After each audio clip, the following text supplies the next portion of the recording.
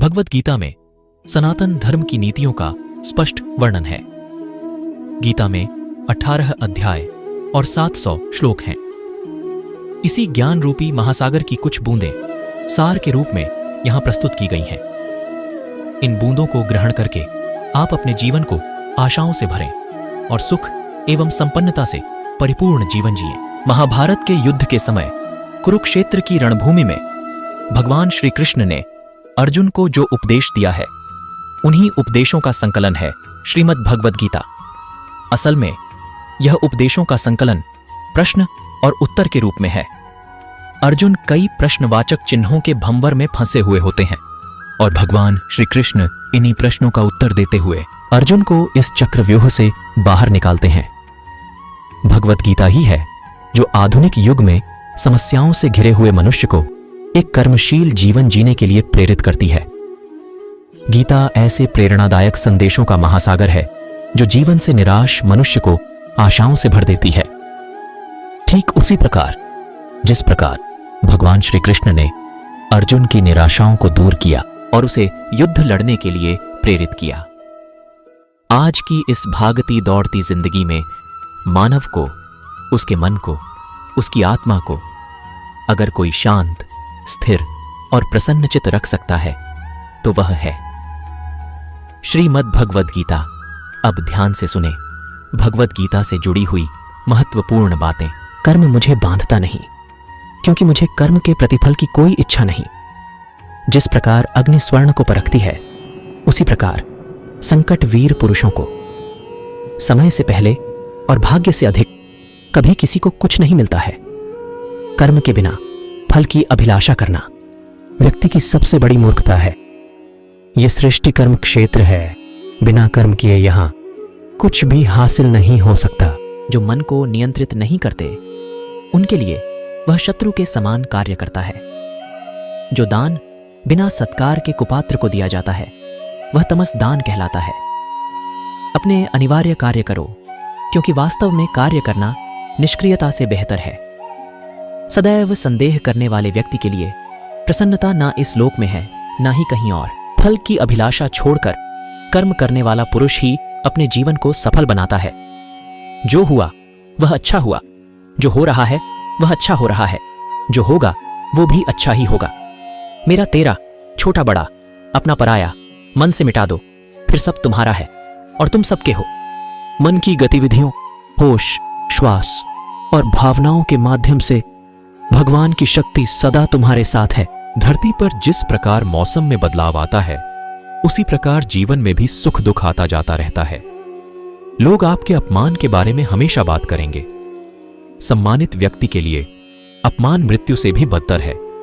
आत्मज्ञान की तलवार से अपने हृदय से अज्ञान के संदेह को काटकर अलग कर दो। उठो, अनुशासित रहो। सफलता जिस ताले में बंद रहती है, वह 2 चाबियों से खुलती है। वह निश्चित रूप से मुक्ति के योग्य है। कर्म वह फसल है जिसे इंसान को हर हाल में काटना ही पड़ता है। इसलिए हमेशा अच्छे बीज बोए ताकि फसल अच्छी हो। जो लोग भक्ति में श्रद्धा नहीं रखते, वे मुझे पा नहीं सकते। अतः वे इस दुनिया में जन्म मृत्यु के रास्ते पर वापस आते रहते हैं। मैं धरती की मधुर सुगंध हूं, मैं अग्नि की ऊष्मा हूं। सभी जीवित प्राणियों का जीवन और सन्यासियों का आत्मसंयम भी मैं ही हूं। वह जो सभी इच्छाएं त्याग देता है और मैं और मेरा की लालसा और भावना से मुक्त हो जाता है, उसे शांति प्राप्त होती है। मेरे लिए ना कोई घृणित है ना प्रिय, किंतु जो व्यक्ति भक्ति के साथ मेरी पूजा करते हैं, वो मेरे साथ हैं और मैं भी उनके साथ हूं। मनुष्य को जीवन की चुनौतियों से भागना नहीं चाहिए और न ही भाग्य और ईश्वर की इच्छा जैसे बहानों का प्रयोग करना चाहिए। मनुष्य को परिणाम की चिंता किए बिना, लोभ लालच बिना एवं निस्वार्थ और निष्पक्ष होकर अपने कर्तव्यों का पालन करना चाहिए। जिस तरह प्रकाश की ज्योति अंधेरे में चमकती है, ठीक उसी प्रकार सत्य भी चमकता है। इसलिए हमेशा सत्य की राह पर चलना चाहिए। जिस मनुष्य के अंदर ज्ञान की कमी और ईश्वर में श्रद्धा नहीं होती, वो मनुष्य जीवन में कभी भी आनंद और सफलता को प्राप्त नहीं कर पाता।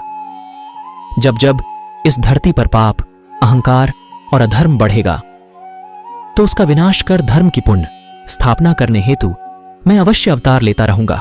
वह व्यक्ति जो अपनी मृत्यु के समय मुझे याद करते हुए अपना शरीर त्यागता है, वह मेरे धाम को प्राप्त होता है और इसमें कोई संशय नहीं है।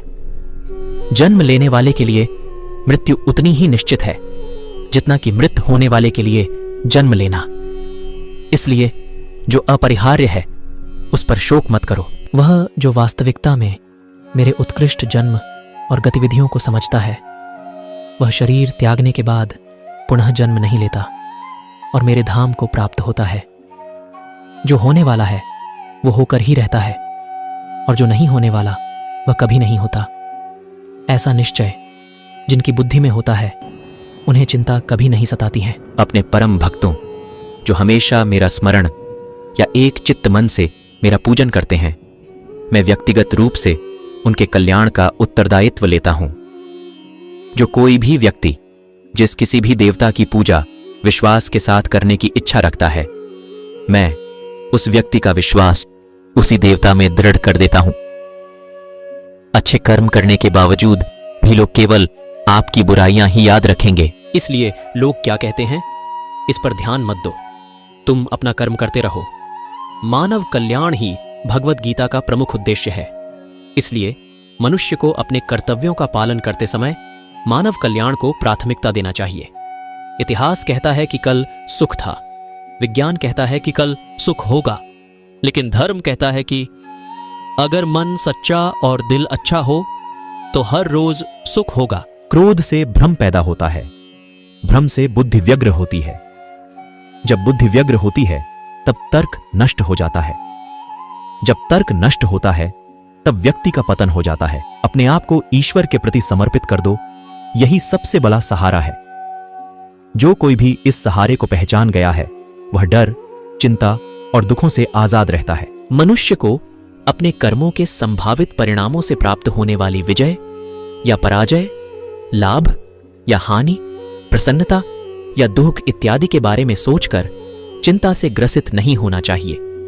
तुम क्यों व्यर्थ में चिंता करते हो? तुम क्यों भयभीत होते हो? कौन तुम्हें मार सकता है? आत्मा न कभी जन्म लेती है और न ही इसे कोई मार सकता है। जिसने मन को जीत लिया है उसने पहले ही परमात्मा को प्राप्त कर लिया है, क्योंकि उसने शांति प्राप्त कर ली है। ऐसे मनुष्य के लिए सुख दुख, सर्दी गर्मी और मान अपमान एक से है।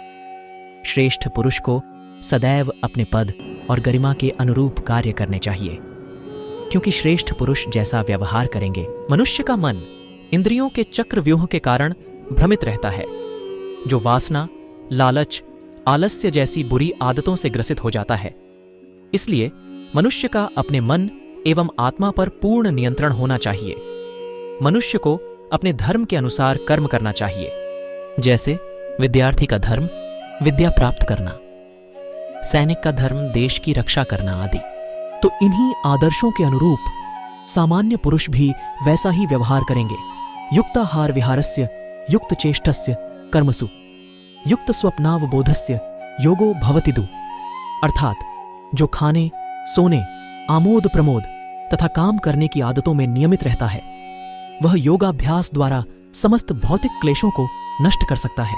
जिस मानव का जो कर्तव्य है उसे वह कर्तव्य पूर्ण करना चाहिए।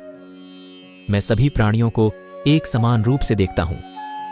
मेरे लिए न कोई कम प्रिय है न ही ज्यादा, लेकिन जो मनुष्य मेरी प्रेम पूर्वक आराधना करते हैं वो मेरे भीतर रहते हैं और मैं उनके जीवन में आता हूं। तुम्हारा क्या गया जो तुम रोते हो? तुम क्या लाए थे जो तुमने खो दिया? तुमने क्या पैदा किया था जो नष्ट हो गया? तुमने जो लिया यहीं से लिया, जो दिया यहीं पर दिया। जो आज तुम्हारा है कल किसी और का होगा, क्योंकि परिवर्तन ही संसार का नियम है। जो मनुष्य जिस प्रकार से ईश्वर का स्मरण करता है उसी के अनुसार ईश्वर उसे फल देते हैं।